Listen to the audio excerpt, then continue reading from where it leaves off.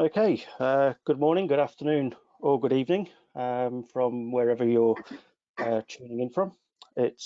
My name is James Wardlow. I'm the area sales manager responsible for various regions around EMEA. I'm also joined by Yuri Reisman, who is the chief scientist from Phase One, and also in the background taking the questions we have Matthias Motz. So it's my pleasure to present to you the Phase One aerial system, the PAS 280, and to build on the previous webinar hosted by my colleagues Olivia and Kevin. And we'll just look a little bit more in detail at some of the various specifications that help to sort of improve your productivity through the specifications that aid your data acquisition. So as always, in the interface panel for GoToMeeting, there is a section for asking questions. These will be listed, and then at the end of the presentation, Matthias will address some of these questions and ask either myself or Yuri to provide the answers. Any questions that we cannot get around to answering today, the section is recorded, so we can get back to you after the presentation via email or through telephone to further answer some of your questions. So yeah, let's get started. So first we'll have a look at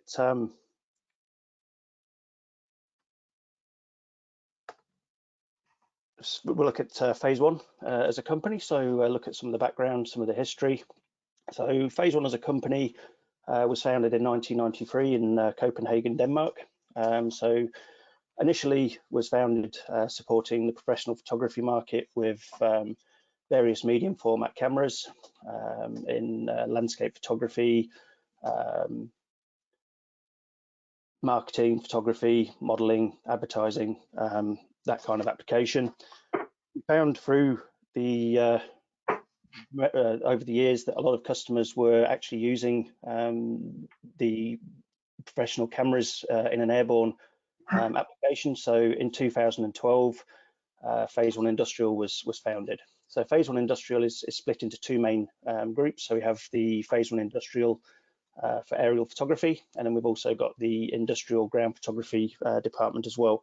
So industrial aerial is covering applications ranging from manned aviation solutions, UAV solutions, homeland security, and then in the industrial ground photography, we're covering the businesses of machine vision, digitization of cultural heritage, and also ground inspection. As well as the hardware applications, we also have the software side, so Capture One, IX Capture, IX Flight, IX Plan, and various other solutions in the background. So Phase One is the market leader in medium format imaging. We are a trusted brand with more than 100,000 satisfied customers. So the global coverage for industrial, so as mentioned, the headquarters and centre for Phase One is Copenhagen in Denmark. So that's also the main R&D centre. We also have further R&D centres in both Israel and Japan. And then sales and support for EMEA, the office is located in Cologne, Germany. And we have another office in Denver, Colorado for North America, and also sales and support service in Hong Kong. As well as the global coverage from Phase One directly, we're also supported with distribution service partners in more than 50 worldwide locations. So just a quick overview of the Phase One aerial products. So we'll start at the top and work clockwise around. So it starts really with the IXM-RS products. This is coming in both 100 and 150 megapixel camera. They're using the RS lenses, which are pictured just to the right. We also offer various 4-band solutions in both 100 megapixel, 150 megapixel, and supporting the 190 and 280. So this is made using a twin camera solution with an RGB sensor and a second camera for filtered for near infrared with an achromatic sensor. We also have the twin camera head solutions, the multi-camera head solutions. So we have the 190 megapixel, which was released in 2017. And then most recently this year with the introduction of the IXM-RS 280. We've also got the IXM camera series for UAV. So that's coming in both a 50 megapixel and a 100 megapixel crop sensor. And just to the left of this camera, this is supported by custom-made RSM lenses, which are specific for that crop sensor. As well as the individual camera solutions, and for the topic of this presentation, we also have our fully turnkey solutions. So pictured side by side, we have the larger system, which is for the 4-band solutions and the multi-head camera solutions. We have the smaller form factor solution, which is housed in the smaller CSM40 mount.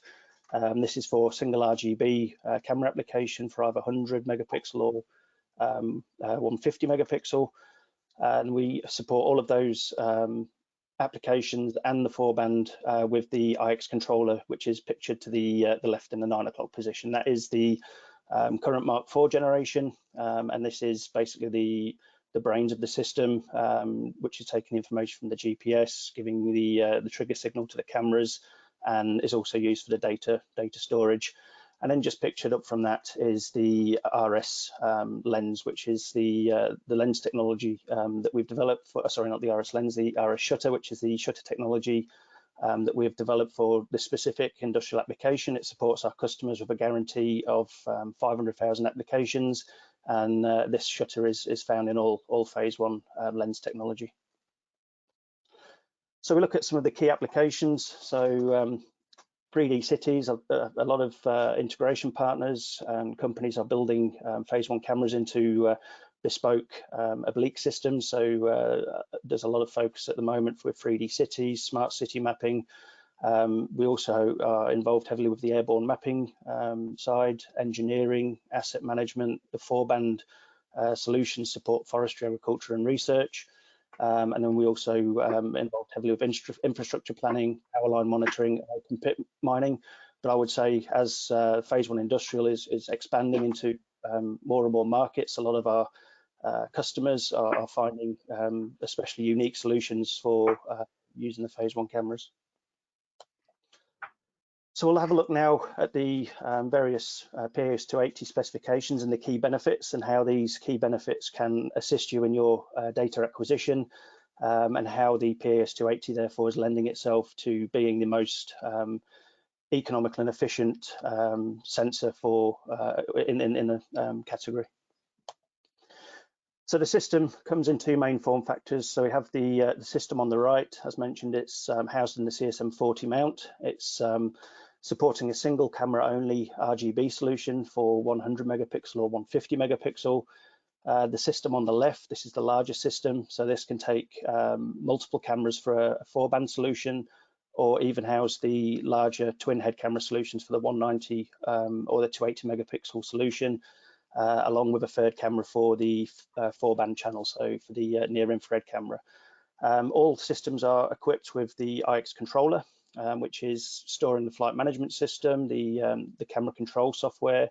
It handles all of the communications and the data storage. The GNSS IMU solutions are the Aplanix solutions. So we have everything covered from the Aplanix AVX210 right up to the POS AV610, which is a solution which is dependent upon your final output accuracy that is required.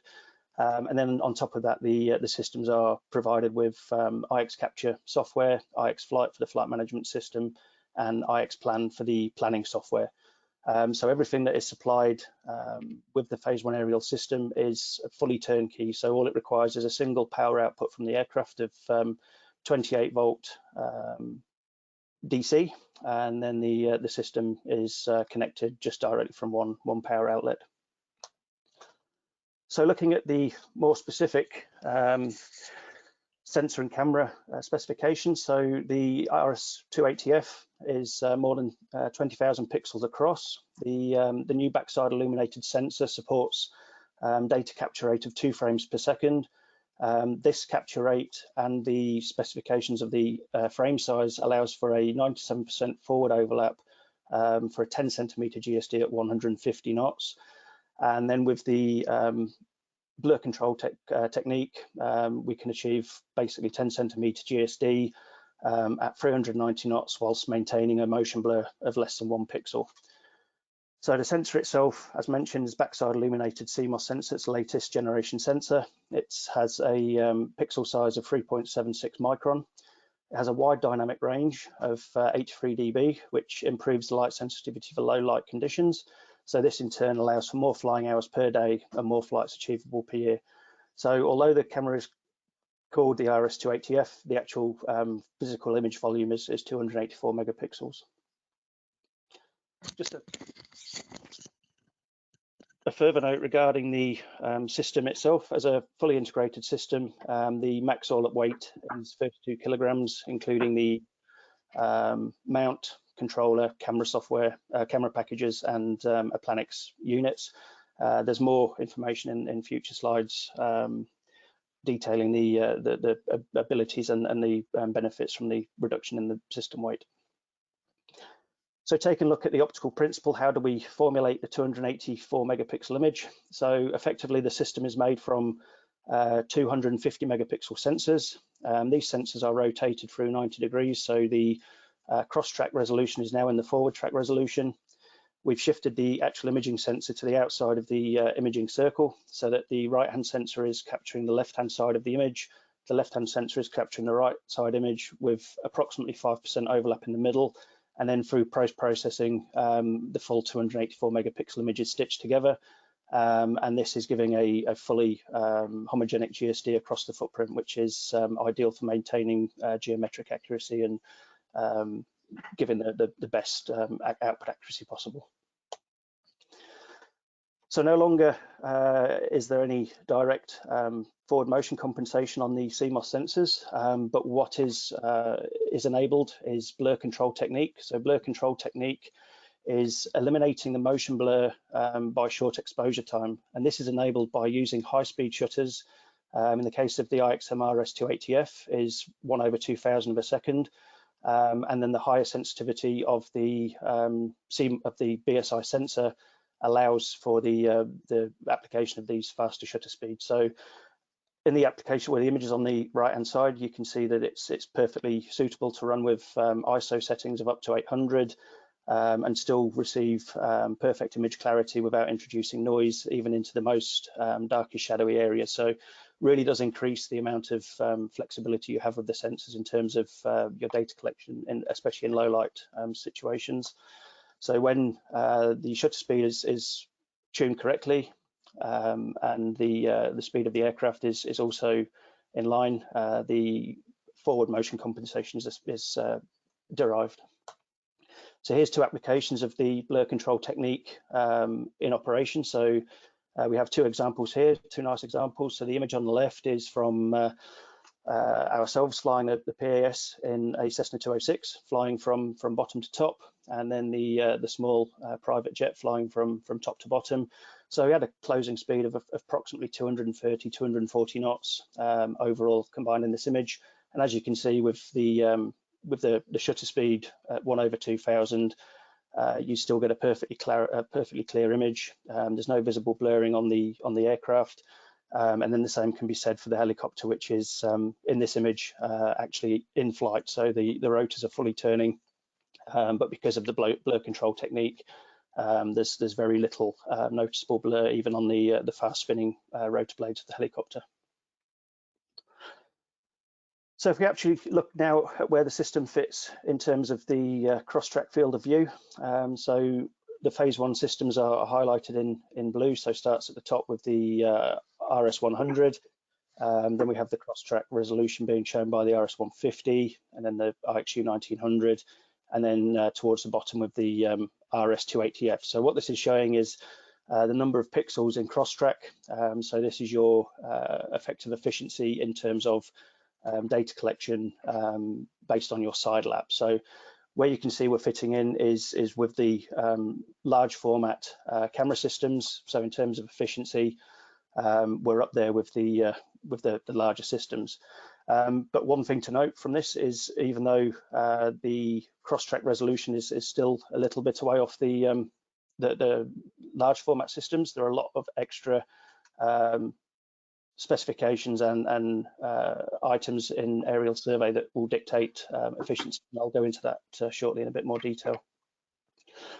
So if we take that information and look at a flight planning assessment, so this is typical urban specification, so 5 centimeter GSD with an 80% forward overlap and a 60% side overlap. What we can see from this flight planning assessment is that with the PAS 280, you are basically covering 100 square kilometers with approximately 26 flight lines, and with the speed limited to the rules of the air, so 250 knots under 10,000 feet, you would complete that area in 2.23 hours. So with competitor systems, so listed as competitor 1, competitor 2, with these systems, you can see we're approximately 27% less efficient when comparing directly on the cross-track resolution. But one thing to mention is that cross-track resolution in terms of urban flight planning is not usually the limiting factor in terms of efficiency, and we'll cover that in the next slides.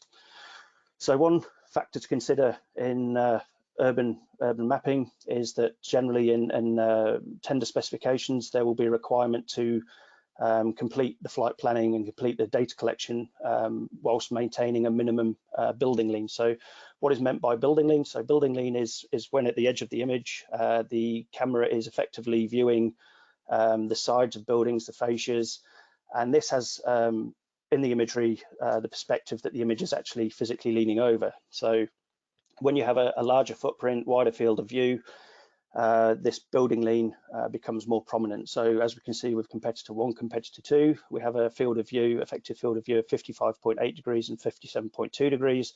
So at 60% side overlap, this is leading to a building lean value of 21% and 22% respectively. With the phase 1 aerial system, because our 20,150 pixels is spread across a 45.7 degree field of view, this means that we're only having a building lean of 17% at the edges of the image. So what does this mean? So normally in a tender specification, we will see a requirement to fly with a minimum or maximum building lean value, and it's usually somewhere around about 15%. So when we actually apply this again to this flight planning assessment, we can see that now to achieve that 15% building lean value with competitor 1 and competitor 2, we have to fly with a minimum side overlap of 72% and 73% respectively. And with the PAS 280 and 190, we only have to fly with a 65% side overlap. So when we turn this back into the flight planning specification, what we actually find is that you're now more efficient with the PAS 280 compared to the other systems.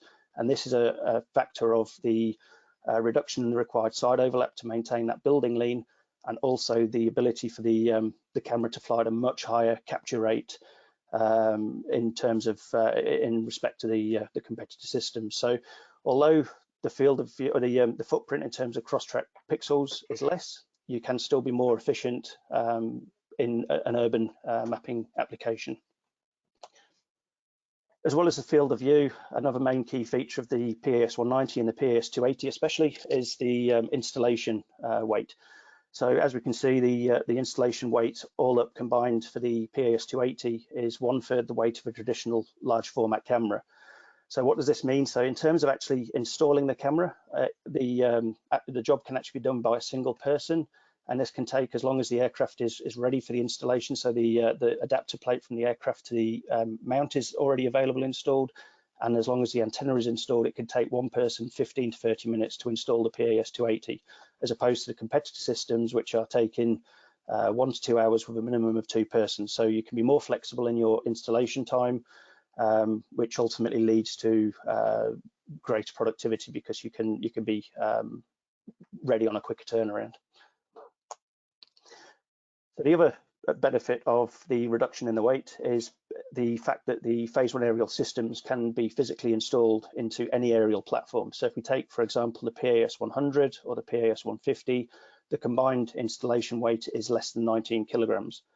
So when we look at what we can install that into, so as per the example here, we can see Cessna 172, but it is very common to see these installed into ultralights, gyrocopters, small single engine platforms. So the weight and the size and the physical installation leads to the ability to install in much more efficient, much more cost-effective aircraft solutions. And then the same can be said for the PAS 190 and the 280. So the combined weight is 32 kilograms. It all dependent a little bit on the configuration in terms of the cameras, whether it's 4-band, 3-band, the Planix, but generally it's 32 kilograms. And when we look at typical installations, so we have pictured the P2006T Technam, Cessna 208, but we've also seen the systems installed into C-42 Icarus, which is a microlight, Part-Navia aircraft, and then also in the larger aircraft like the Cessna 208, Cessna 402s, Aero Commander 690. So it's very flexible in its installation, and it allows you to really facilitate more economical, newer aircraft solutions, which all leads into the big package of reducing the overall costs of your operation. Sort of a main benefit of using a lighter system is the impact that this has on your aircraft solution. So in the pictured example, we have a P68 long-range aircraft, and then we have various fuel scenarios and situations depending on the system that is installed. So with the last gen large format cameras, which we're using separate computing units to the sensor unit, you had a maximum fuel capacity of 475 pounds of fuel in the P68, and this would lead to only a 4.5 hour survey window, basically, with your fuel endurance. With the more modern large format systems, you have the storage and computing system contained within the sensor, so you save a little bit of weight, but still installed into P68 long-range aircraft, it still only leads to a 5.5 hour survey burn. When you put the PAS280 in there with its massively reduced weight, the amount of extra fuel that you can carry, which is now 750 pounds, allows you to stay airborne for 7.5 hours in survey power mode. So what does this mean? It means that you don't have to spend as much time on the ground refueling, requesting ATC permissions. You can actually stay airborne and utilize the available solar windows to a much greater effect. So looking at the solar windows, so this is a calculation based on Northern Hemisphere flying season. So the column on the left is the far extremes of the season, so beginning of the season in March and the end of the season in September. And then we have the middle of the year based on a 30-degree solar angle. So we can see at the extremes of the season, at 45 degrees north, 30 degrees north, we're getting about 6 hours to 7.5 hour window. So if you have an aircraft solution that's only capable of staying airborne for 5.5 hours, you're losing 1 hour to 1.5 hours of productivity. And with aerial survey, your productivity in terms of how much you can get achieved in a single flight is the key, and usually the difference between completing a project in the season and not completing a project in the season. So that ability to install the system into much more fuel efficient aircraft really can be the difference between completing a project and not completing. So then we can look at the overall effects of all of these items in terms of how does this affect you in your operational cost. So pictured on the left is the phase one aerial system with the European price, and this is including the POS AV510 and the third camera for the near infrared channel.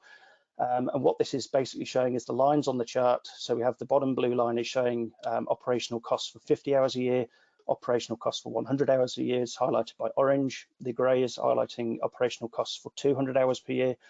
Yellow is for 300 and blue at the top is for 400. So these are based on completing 400 hours of flying time using the competitor one camera, which has that largest field of view available.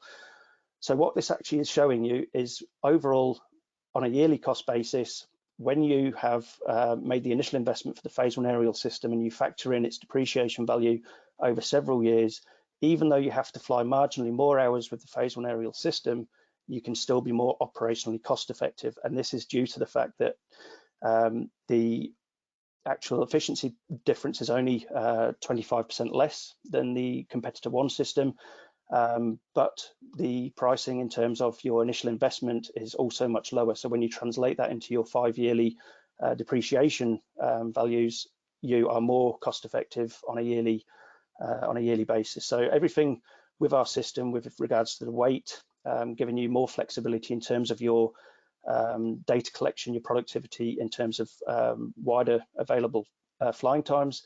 The initial investment outlay, the system is by far the most cost-effective solution on the market.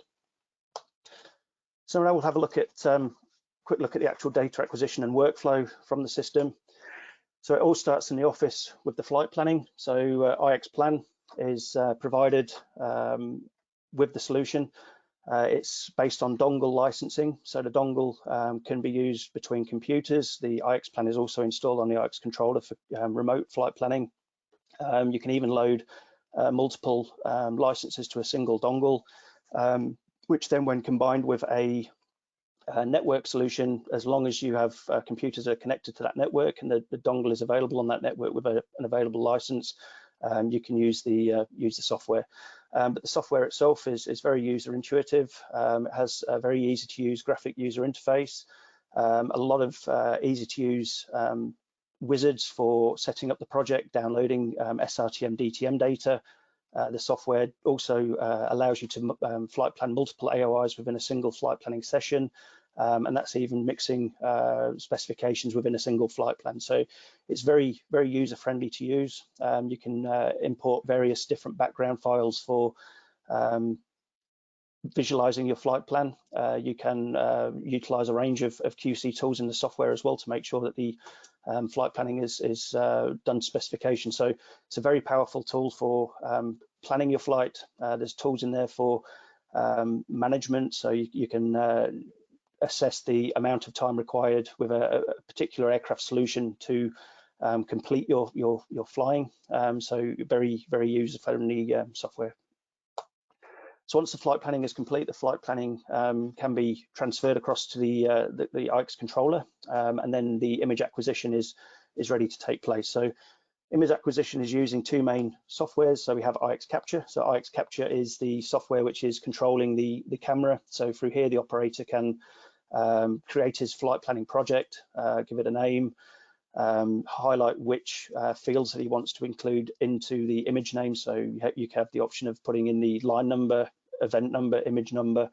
So very easy to set up the project. You also are controlling the camera through here, ISO, aperture, and shutter speeds. There is histogram feedback to ensure that you're getting the best imagery possible from the camera. And both images are basically viewable from the IX Capture software. So with the IX MRS 280F, even though the image is generated from two separate 150 megapixel images, in the IX Capture, this is sort of stitched in a decimated manner to give you an overview of the image. So you can use that to ensure that you've got full image coverage, check for cloud shadow, artifacts that aren't desirable in the image. So you are actually receiving the full 280 megapixel image inside IX Capture, and then you're also seeing the separate image for the near infrared channel as well, which is highlighted on the right there. As well as IX Capture, the flight management system IX Flight is present. So IX Flight is a software solution that we are tailoring with feedback that's coming back from our customers. So what we like to say about this software is it's a living software solution. So as more of our customers are using it, generating feedback, we're adding features, adjusting features to make it more user intuitive. It's very streamlined, so only the pertinent information required for the successful completion of a survey mission is included. And that includes information in terms of understanding how many frames that you've captured, what's left of the project, your distance start and finish of the lines, altitude management, cross-track management. So it's a very, very user-intuitive software, and very easy for inexperienced pilots to even get to grips on how to fly with this. So once the image acquisition is completed, we then move into the image and navigation data processing. So initially, data can be ingested into Capture One, and through Capture One, basic image corrections can be applied. So you can adjust exposures, high dynamic range, adjust the levels. So if you have flown, or the operator has flown and has had a slight under or overexposed image, this can all be recovered here. You can even then copy your settings that you've applied to an image and then batch process to the remaining images with those settings, or adjust individual images as required. We also then use the Processes tab in IX Capture. So the Processes tab in IX Capture will take the corrections that have been applied in Capture One, and will then use the tools inside IX Capture to generate your output image. So it's either a 284 megapixel TIFF or 284 megapixel JPEG. All of the calibration information is taken into account within the software. So what is actually generated is a fully distortion corrected image. So when you then import that into your photogrammetry workflow, everything is taken care of. All you have to take care of is the calibrated focal length of the system. The various export and output options. So you can export a distortion corrected RGB, which will be the fully fused 284 megapixel image. Or if you're running the 4-band system, you can either export a 3-band IRG image or the 4-band RGBI image, and even export options for NDVI. As well as the image processing, we supply the POSPAC software is coming with the POS AV solutions. So with the POSPAC, you're able to post-process your GNSS and IMU data. And then this is using a range of the Planix processing methods. So either using single base if you have access to a differential station. If you have access to a large cores network, there's the Planix Smart Base tool in the background. And even most recently, they've released their Trimble PPRTX, which is a subscription-based service which allows you to basically operate without the requirement of a differential ground station. And the accuracies achieved from PPRTX are equivalent to the accuracies achieved from a Planix Smart Base. So again, very easy software to use, and the workflow is fully supporting phase 1 systems. So what you actually generate at the end is a fully photo ID'd exterior orientation file containing post-processed positions and omega phi kappa values, which can then be ingested directly into your post-processing software. So once we are ready with the data to go into the photogrammetry products, on the right we can see that we have a list here of photogrammetry products that we've tested with. So extensively tested with Info, PCI Geomatics, SimActives Correlator 3D, Pix4D, Agisoft Metashape, Rakurs, Bentley. So these are only a few of the softwares that we have actually tested with. A lot of the companies listed there we've done joint webinars with in terms of our hardware combined with their software solutions to export and output the highest accuracy solutions. But the message here is there's many more. So the software and the way that we've developed the system with the outputs makes the workflow for the customer can be tailored to an pre-existing workflow that they're already familiar with, or there are plenty of software options that we are fully tested with and compatible with that can be supported on that. So just to summarize, before I hand over to Yuri to discuss the accuracy side of the system. So again, just to repeat, so it's the highest endurance for efficiency on the market. It's the lowest initial investment, which is therefore offering to the lowest operational costs and the lowest flying costs due to the ability to install into much more modern, much more fuel efficient aircraft.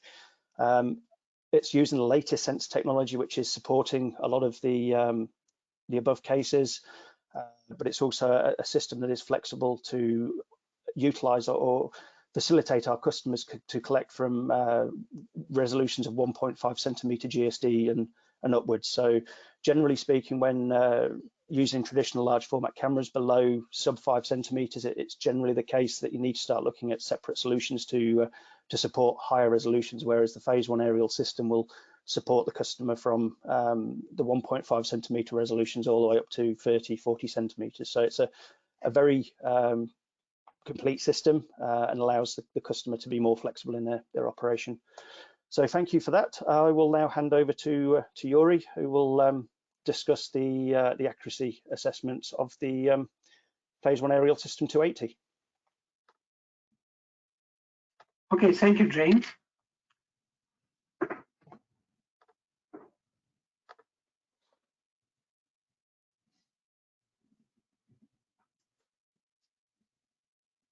I'm sorry, James. Yep. Okay. You're online now, Yuri. No, something wrong with the presentation. I don't see it.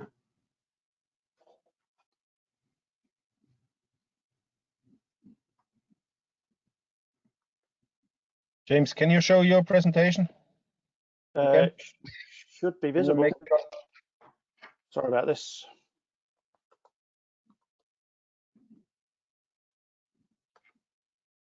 Sorry, James, you're not done yet.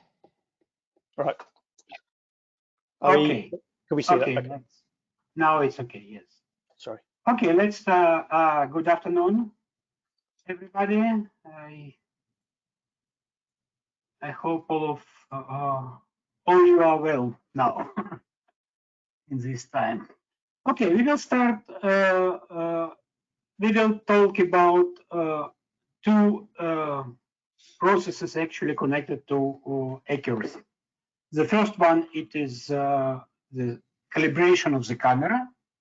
It is a very important process and feature of every photogrammetric camera. The second one, actually, accuracy. For these systems, for PIS systems, we use airborne calibration, which is executed on our test field. And here you can see our test field. The test field is the size is about 2 by 1.2 kilometer. We have 45 ground control points with the accuracy of geodetic measurements 8 millimeter on position and 1.3 millimeter on 1.3 centimeter on height. And all these ground control points actually are well-defined man-made features, like this one. Okay, here you can see the short explanation how geodetic measurements actually go down. And this area we used for all of our testings with all of our cameras. Okay, James, please, next. Next slide. Yep. Oops. Okay. Okay, for these two purposes, calibration and accuracy, we have executed actually two flights. The first flight was with ground sample distance 4.8 centimeter, and the second flight with ground sample distance 2.1 centimeter. Okay, side overlap in the first flight, original side overlap, was 80%, and in the second flight it was 60%. In this you can see a number of images, distances between strips, and so on. What is important, it is a number of strips. It was both of these flights were crisscross flights. So we had actually the first flight 11 south-north strips and 2 west-east. And in the second flight, it was 12 and 2 cross flights. Next slide, James.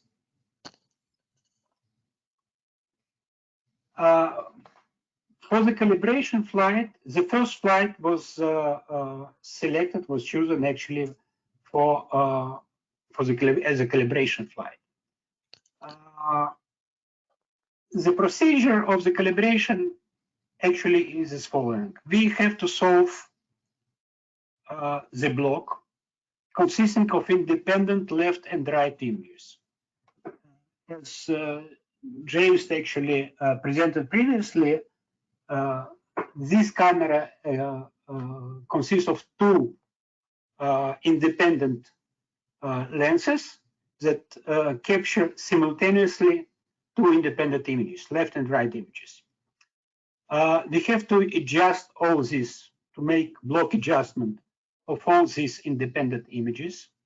We have to measure all ground control points on all images and adjust the block with relying on these ground control points.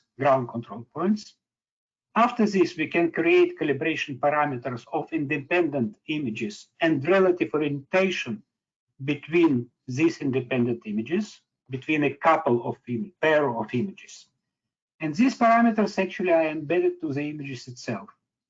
After this, using IX capture, we can create undistorted large images.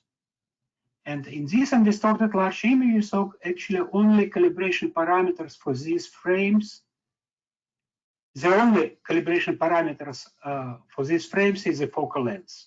All other calibration parameters like distortion and center of the image is equal zero. Okay, so when you will get our calibration certificate with these cameras, don't be surprised, you will see only focal length for these cameras. All other parameters will be zero. Okay, after the calibration is done, we can check accuracies on this block, and with this calibration, so airborne calibration, the accuracies of the block will around 1.6, 1.7, and 0.3 centimeter. Okay.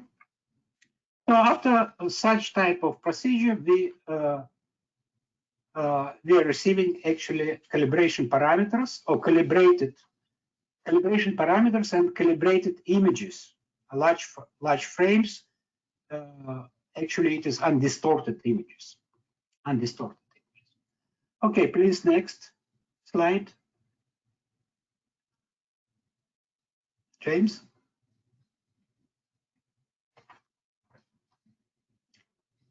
James, can I have next slide? Okay, this one. Okay, after this, what we done, actually, we took the first block with a ground sample distance of 4.8 centimeter, and we run this block with only 7 ground control points with 3 different configurations of the strips. The first one, we took all 11 strips plus 2 cross strips, adjusted it with self-calibration parameters, and calculated accuracy or residuals on checkpoints. We used only 7 ground control points. All other ground control points, 38 ground control points, were used as checkpoints. These points did not participate in the adjustment itself. The second configuration was 60% side overlap, also with 2 cross strips. And the third configuration was also 60% side overlap without cross strips. What we can see as a result on checkpoints about accuracy, we can see very consistent actually and very high accuracy on checkpoints. On position, we are speaking about 3.5 centimeter consistently between all these configurations. And on height, we are speaking about 4.7, 5.1, 5.1 centimeter on checkpoints. So we are reaching actually very high accuracy on checkpoints, and this accuracy about 0.7 pixel in position and around 1.1 pixel in height. Okay, can we have the next slide? The next slide presents the second flight, which was flown with ground sample distance 2.1 centimeter. And here we did the same calculations, actually. The first one, it is all 12 strips with 2 cross strips. The second with 60% side overlap. The second one, second configuration, it is only 6 strips with 2 cross strips, and it provides 20% side overlap. And the third one, like the second, but without cross strips. In this case, we got on checkpoints, we use the same configuration of ground control points, also 7 ground control points and 38 checkpoints. We got here 3.4, 3.4, 4.4, and 4.4 centimeter on position, and around 3 centimeter on height. 3 centimeter on height. Here we can actually reaching the maximum possible accuracy of this configuration, of this data test field, the accuracy of test field, the type of ground control points, and the type of image. I will show it a little bit later. Okay, next.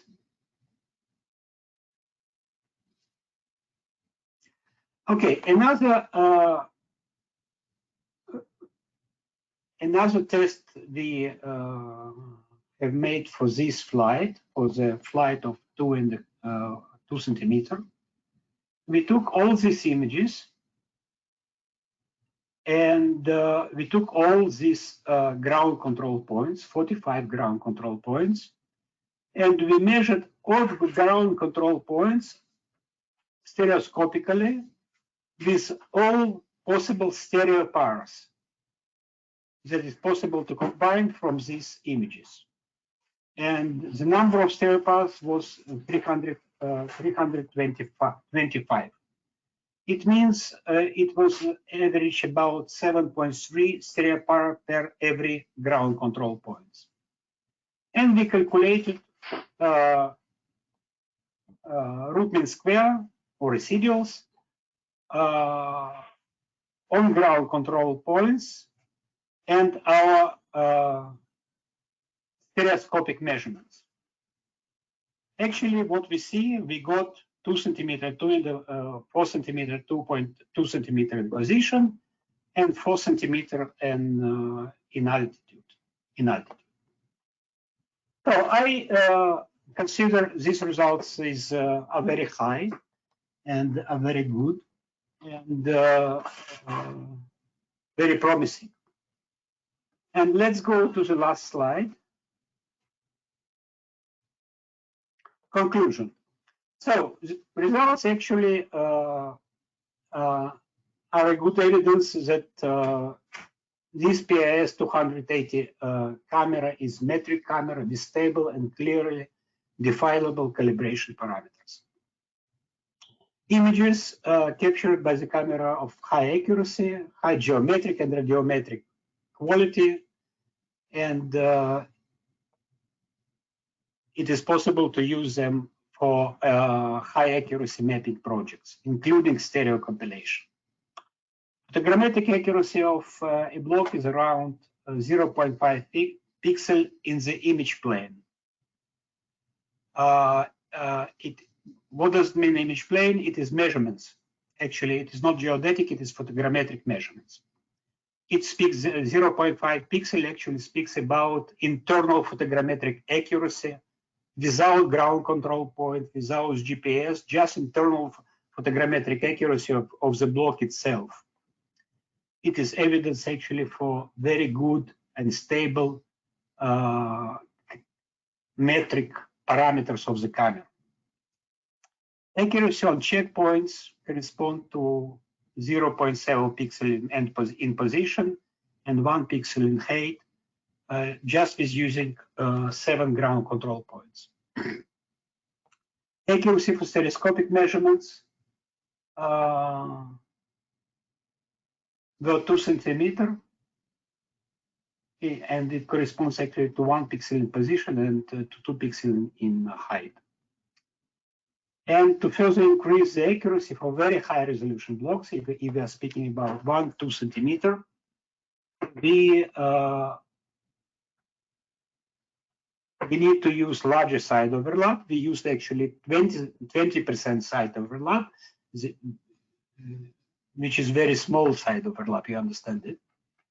And also very recommended to use signalized GCPs, because we are actually, with this block, we are reaching the accuracy of identification of ground control points. So if we need to get to accuracy 1-2 centimeter, we have to use signalized GCPs where in the identification of the ground control points itself will be much higher. Okay, that more or less about the accuracy. And I hope you enjoyed it. James? Okay, thank you, Yuri. So I believe Matthias has a few questions for us. So if you'd kindly like to ask us the questions, Matthias, and we'll do our best to answer. So hello, everybody from my side. I have the pleasure to question the guys. So from your questions. So the first question is, hi, some other systems present more than 35,000 pixel wide. Is this something you are working on? Maybe James, are we working on 35,000 pixel? Certainly at the moment, there is no indication on our side for a system of such a high cross-track resolution. But we have to see where the sensor technology goes for that. Yeah, and we have integrators for that who already work on these wide area mapping systems, as well integrating our cameras. Correct. Like IGI, for example. Next question: is it possible to add a LiDAR system in one hole? Maybe also a question for James. Certainly, in terms of the entire system as a whole, it will be very difficult, but there are certainly LiDAR solutions available that will be able to be equipped with the IXM-RS280F camera into a single hole. But yeah, it'd be very difficult. You'd need a pretty big hole for two independent systems. Solutions with two camera holes would be a very workable solution. But yeah, as mentioned, it is possible to equip LiDAR solutions with the IXM-RS280F camera alone. Okay. Next question: is this software? And the question came up when you presented the IX Capture software. This software works also on Mac OS. I will have to reply to that one via email. I've not got the answer on that one. I believe I think the does. post-processing software is working on Mac OS, but not the actual Not the capture system. software. Certainly the system is coming with Windows operating system, but whether the software, I would have to check with the software side if that's Mac OS compatible. Okay, we will check this and come back to you. Correct.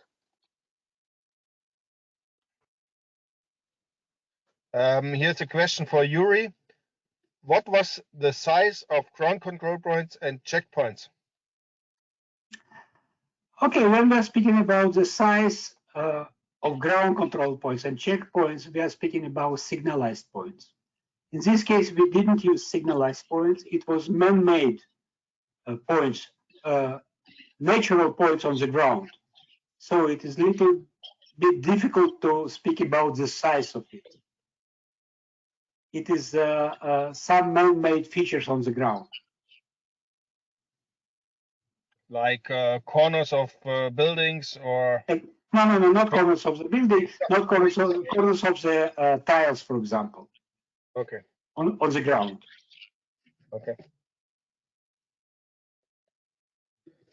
Other questions? No. So we have no further questions from the audience. So thank you from my side. And James, maybe you want to close it down? Yep, certainly. So yeah, thank you very much for taking the time to join us for this webinar. We have collected your contact details. If there are any further questions, we can respond to those after the webinar via email, or if you wanted to get in contact with myself, my email and contact number is displayed at the bottom right of the screen currently. And yeah, if you have any further questions or requirements for quotations, demos, sample imagery, data, please don't hesitate to get in contact with us.